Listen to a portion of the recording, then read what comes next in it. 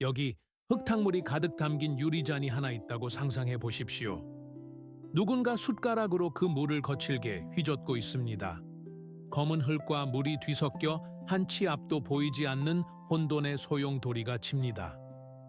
이것이 지금 당신의 마음이라면 당신은 이 물을 맑게 하기 위해 무엇을 하시겠습니까? 숟가락을 넣어 흙을 건져내려 하시겠습니까? 아니면 손을 넣어 억지로 물을 진정시키려 하시겠습니까? 오래전 붓다가 제자 아난과 함께 길을 걷고 있었습니다. 작은 가을을 건너려는데 방금 지나간 수레바퀴 때문에 맑던 물이 온통 진흙탕으로 변해 있었습니다. 목이 말랐던 아나는 붓되게 물을 떠들이기 위해 급히 그 물을 손으로 걸러내려 했습니다. 하지만 붓다는 그저 미소 지으며 조용히 말씀하셨습니다. 아나나, 기다려라. 그저 강가에 앉아 지켜보거라. 아나는 의아했지만 스승의 곁에 앉았습니다. 시간이 얼마나 흘렀을까요? 흐르던 물살은 서서히 느려졌고 거칠게 날뛰던 진흙 알갱이들은 하나둘 바닥으로 가라앉기 시작했습니다. 아무런 노력도 하지 않았는데 물은 다시 거울처럼 맑아져 푸른 하늘을 비추고 있었습니다. 붓다는 그제야 말씀하셨습니다. 보아라, 흙탕물을 맑게 하는 유일한 방법은 그것을 가만히 내버려 두는 것이다. 우리는 마음이 흐려질 때 무언가를 더 하려고 애를 씁니다.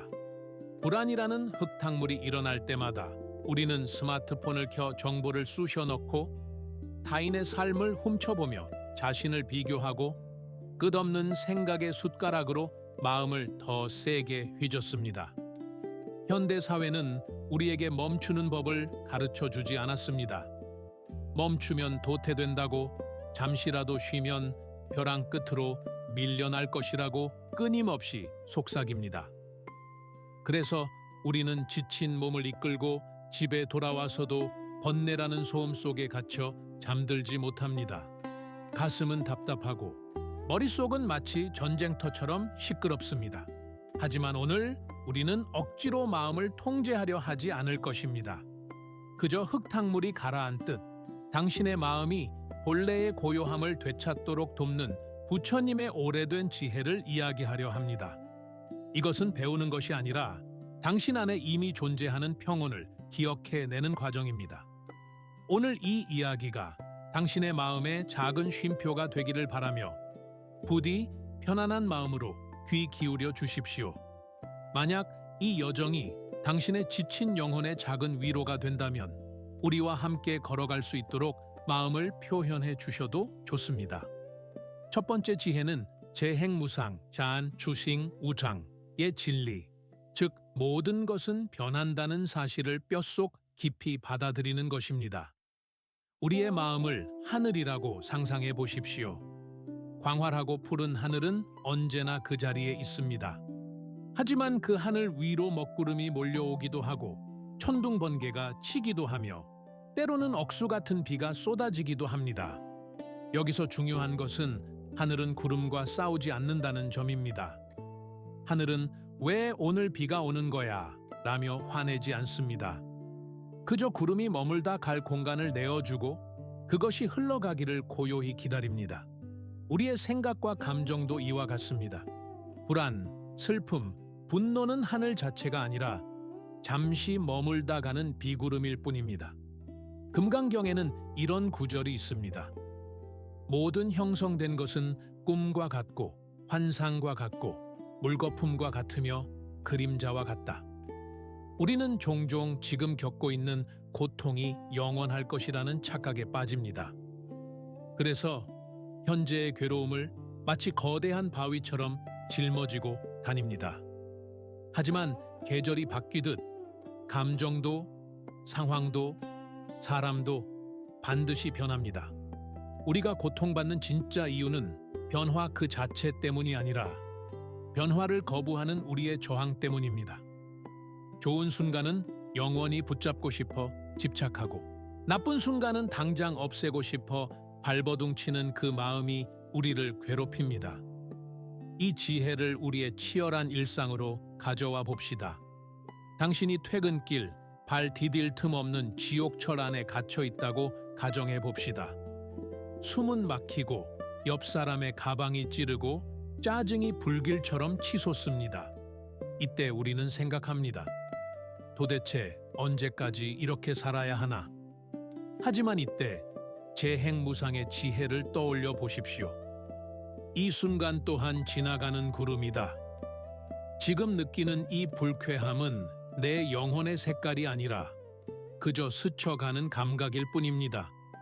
꽉 막힌 도로 위에서도 꼬인 인간관계 속에서도 이 상황이 고정된 실체가 아니라 흐르는 물결임을 알아차릴 때 우리는 상황에 매몰되지 않고 한 걸음 물러서서 관조할 수 있는 여유를 얻게 됩니다.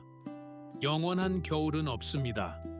모든 폭풍은 결국 끝이 나고 구름 뒤에는 언제나 맑은 하늘이 기다리고 있음을 기억하십시오.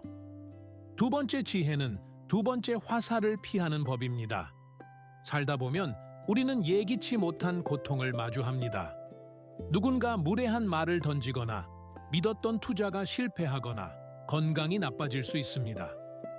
붓다는 이것을 첫 번째 화살이라고 불렀습니다. 육체를 가진 인간으로 태어난 이상 이 첫 번째 화살은 피할 수 없는 숙명과도 같습니다. 비가 오면 옷이 젖는 것과 같은 이치입니다. 하지만 진짜 비극은 그 직후에 일어납니다. 우리는 맞은 자리에서 피를 흘리며 스스로에게 묻습니다. 왜 하필 나야? 난 정말 구제불능이야. 그때 그러지 말았어야 했어. 이것이 바로 우리가 스스로에게 쏘는 두 번째 화살입니다. 첫 번째 화살이 외부에서 날아온 물리적인 통증이라면 두 번째 화살은 우리 내부에서 만들어낸 정신적인 고통입니다. 붓다는 자바 함경에서 이렇게 가르쳤습니다. 어리석은 자는 몸에 고통이 생기면 근심하고 슬퍼하며 가슴을 친다. 그리하여 두 가지 고통을 겪나니 몸의 고통과 마음의 고통이다. 현대인들, 특히 우리 한국인들은 이 두 번째 화살을 쏘는데 너무나 익숙해져 있습니다. 우리는 실수 그 자체보다 실수한 자신을 미워하는데 더 많은 에너지를 씁니다. 완벽하지 못한 자신을 탓하고 남들과 비교하며 끊임없이 자책의 화살을 심장에 꽂습니다. 직장에서 상사에게 꾸중을 들었던 날을 떠올려 보십시오. 상사의 날카로운 지적, 그것은 첫 번째 화살입니다. 아프고 쓰라립니다. 하지만 그것으로 족합니다. 실수를 인정하고 수정하면 될 일입니다. 그러나 우리는 집으로 돌아와 침대에 누워서도 그 장면을 수없이 되감기 합니다. 그 표정 봤어? 나를 무시하는 게 분명해. 난 역시 무능해. 내일 출근해서 또 실수하면 어떡하지? 밤새도록 이불 속에서 스스로를 난도질하며 불안의 늪으로 빠져듭니다. 이것은 상사가 준 고통이 아닙니다. 이것은 당신이 당신 자신에게 가하는 가혹한 형벌입니다. 두 번째 화살을 내려놓는 연습은 고통과 반응을 분리하는 것에서 시작됩니다. 아픔이 찾아왔을 때, 아, 아프구나 라고 그저 알아차리십시오.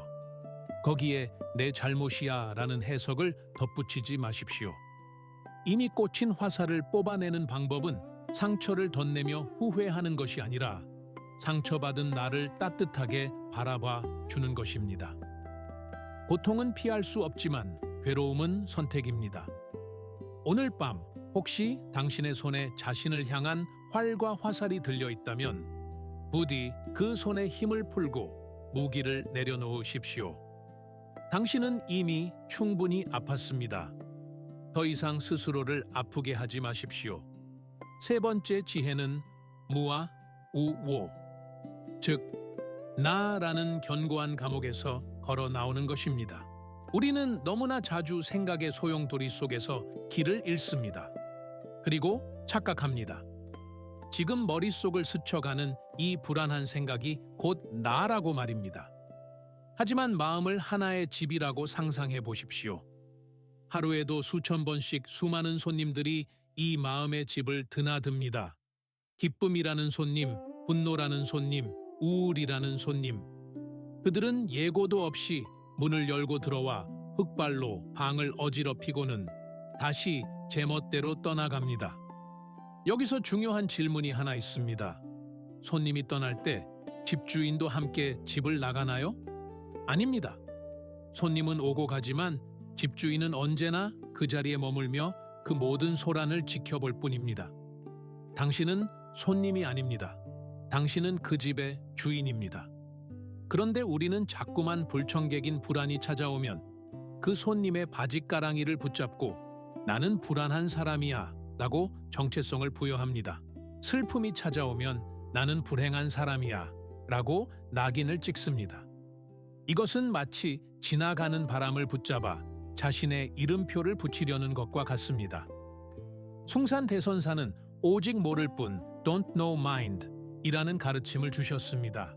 내가 안다고 믿는 것, 내가 나라고 규정하는 그 모든 고정관념을 내려놓을 때 비로소 우리는 자유로워집니다. 우리는 살아가면서 수많은 꼬리표를 자신에게 붙입니다. 대리, 과장, 누구의 엄마, 가장의 무게.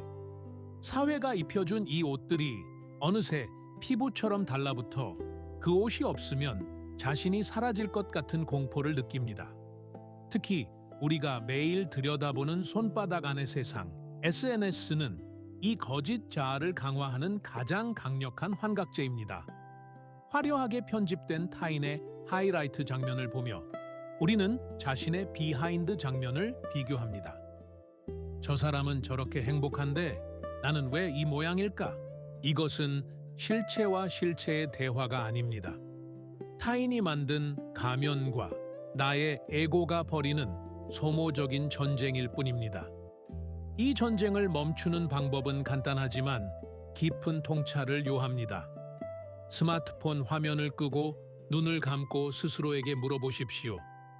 이 직함, 이 역할, 이 감정을 다 떼어내고 나면 그때 남는 나는 누구인가? 아무런 수식어 없는 순수한 생명력. 그 고요한 관찰자로서의 나를 만나는 순간 우리는 비로소 타인의 시선이라는 감옥에서 탈출할 수 있습니다. 당신은 당신의 생각이 아닙니다. 당신은 그 생각을 지켜보는 거대한 침묵이며 그 어떤 꼬리표보다 훨씬 더 광활한 우주입니다. 손님이 방을 어지럽히더라도 당황하지 마십시오. 그저 문을 열어두십시오. 들어온 것은 반드시 나가기 마련이니까요. 네 번째 지혜는 방하착, 방샤다오, 즉 마음의 짐을 내려놓는 연습입니다. 상상해 보십시오. 당신이 무거운 배낭을 메고 가파른 산길을 오르고 있습니다. 배낭 안에는 큼직한 돌멩이들이 가득합니다. 이 돌멩이들의 이름은 후회, 원망, 미련, 걱정입니다. 땀은 비 오듯 흐르고 어깨는 끊어질 듯 아픈데 우리는 묘하게도 이 배낭을 벗어 던질 생각을 하지 않습니다.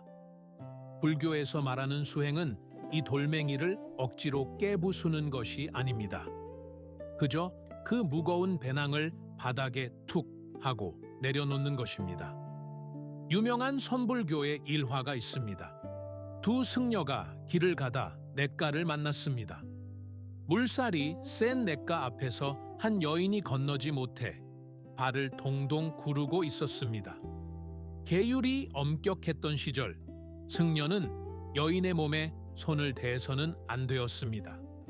그러나 나이 많은 승려는 망설임 없이 여인을 등에 업고 냇가를 건네준 뒤 쿨하게 제 갈 길을 갔습니다. 함께 가던 젊은 승려는 충격을 받았습니다. 그는 몇 시간을 끙끙 앓다가 결국 참지 못하고 물었습니다. 스님, 어찌 수행자가 여인의 몸에 손을 댈 수 있습니까? 그러자 나이 많은 승려가 껄껄 웃으며 대답했습니다. 나는 그 여인을 아까 냇가에 내려놓고 왔는데 자네는 아직도 마음속으로 그 여인을 업고 있구먼. 우리의 삶도 이 젊은 승려와 다르지 않습니다. 이미 지나간 일, 이미 끝난 사건을 우리는 마음속에서 몇 시간, 며칠, 아니 몇 년 동안 계속 업고 다닙니다. 누군가 나에게 했던 모욕적인 말, 억울했던 순간을 되씹고 또 되씹습니다. 이것은 마치 독약을 마시면서 상대방이 죽기를 바라는 것과 같습니다. 원망과 미련은 상대를 해치는 것이 아니라 그것을 품고 있는 당신의 속을 썩게 만듭니다. 방하착은 상대를 용서하는 자비심 이전에 나 자신을 살리는 생존 본능이어야 합니다. 가장 가까운 곳, 가정에서부터 이 연습을 시작해 보십시오. 배우자나 부모님과 다투고 나서 그 냉랭한 기류와 분노를 잠자리에까지 끌고 가지 마십시오. 싸움은 끝났고 시간은 흘렀습니다. 씩씩거리며 이불을 덮어쓰고 내일 아침에 두고 보자 라고 벼르는 것은 그 썩은 짐을 안고 오늘이라는 귀한 하루를 마감하는 것입니다. 자기 전 마음속으로 조용히 주문을 외우십시오. 내려놓자. 이 무거운 마음을 내일로 가져가지 말자. 그 짐을 냇가에 내려놓았던 노스님처럼 감정의 짐을 오늘이라는 시간 속에 두고 나오십시오. 빈손이 되어야 비로소 새로운 아침을 맞이할 수 있습니다. 꽉 쥐고 있는 주먹을 펴는 순간 우리는 그 손으로 더 소중한 것들을 어루만질 수 있게 됩니다. 내려놓으십시오. 그러면 가벼워질 것입니다. 다섯 번째 지혜는 지금 여기 사티에 온전히 머무는 것입니다. 우리는 너무나 자주 몸은 이곳에 있지만 마음은 이미 다른 곳으로 떠나 있곤 합니다. 설거지를 할 때를 생각해 봅시다. 우리는 그저 그릇을 닦는 행위에 집중하지 않습니다. 마음속으로는 빨리 이걸 끝내고 차를 마셔야지 라고 생각하며 서두릅니다. 그런데 막상 차를 마실 때는 어떻습니까? 차의 향기를 음미하기는커녕 이제 씻고 내일 회의 준비해야 하는데라며 또다시 미래로 도망칩니다. 우리는 늘 다음을 위해 지금을 희생시킵니다. 그렇게 평생을 허덕이며 달려가지만 정작 우리가 도착하는 곳은 언제나 또 다른 할 일 앞일 뿐입니다. 삶은 결코 미래에 있지 않습니다. 삶이 존재하는 유일한 순간은 바로 지금, 이 찰나뿐입니다. 베트남의 틱나탄 스님은 한국인들에게도 깊은 울림을 주었던 스승입니다. 그분은 늘 이렇게 말씀하셨습니다. 기적은 물 위를 걷는 것이 아니라 땅 위를 걷는 것이다. 우리는 무언가 대단한 성취를 이루거나 먼 훗날 성공했을 때 비로소 행복해질 것이라고 믿습니다. 하지만 진정한 기적은 숨을 쉬고 한 발자국을 내딛고 눈앞의 풍경을 바라보는 이 평범한 순간 속에 숨겨져 있습니다. 과거는 이미 흘러간 물이기에 되돌릴 수 없고 미래는 아직 오지 않은 바람이기에 잡을 수 없습니다. 우울은 과거에 살고 불안은 미래에 삽니다. 오직 평화만이 지금 여기에 깃들어 있습니다. 당신이 지금 불안하다면 그것은 당신의 마음이 아직 오지도 않은 시간 속을 헤매고 있다는 증거입니다. 한국 사회는 혼밥, 혼자 밥 먹기, 이 자연스러운 풍경이 되었습니다. 오늘 저녁, 만약 당신이 혼자 식사를 하게 된다면 습관처럼 켜두었던 스마트폰 영상을 잠시 꺼두시길 권합니다. 세상의 소음을 차단하고 오롯이 당신 앞의 밥상과 마주해 보십시오. 밥 아래 찰기를 느끼고 김치 한 조각의 아삭한 식감과 매콤한 맛이 혀 끝에 퍼지는 것을 천천히 음미해 보십시오. 그 단순한 식사가 하나의 성스러운 의식이 될 때 허기진 것은 배가 아니라 당신의 영혼이었음을 깨닫게 될 것입니다. 지금을 산다는 것은 거창한 수행이 아닙니다. 차를 마실 때는 오직 차를 마시고 걸을 때는 오직 걷는 것. 그 단순함 속에 삶의 모든 해답이 들어 있습니다. 여섯 번째 지혜는 자비 치베이. 그 중에서도 자신을 향한 자비입니다. 자연을 한번 둘러보십시오. 봄에 피는 매화는 가을에 피는 국화를 질투하지 않습니다. 국화 역시 왜 나는 봄에 피지 못했냐고 스스로를 탓하지 않습니다. 그저 저마다의 때가 되면 묵묵히 자신의 꽃망울을 터뜨릴 뿐입니다. 모든 꽃은 비교하지 않습니다. 오직 인간만이 옆 사람의 속도와 나를 비교하며 시들지도 않은 자신의 꽃잎을 뜯어냅니다. 나는 왜 저 친구처럼 빨리 승진하지 못할까?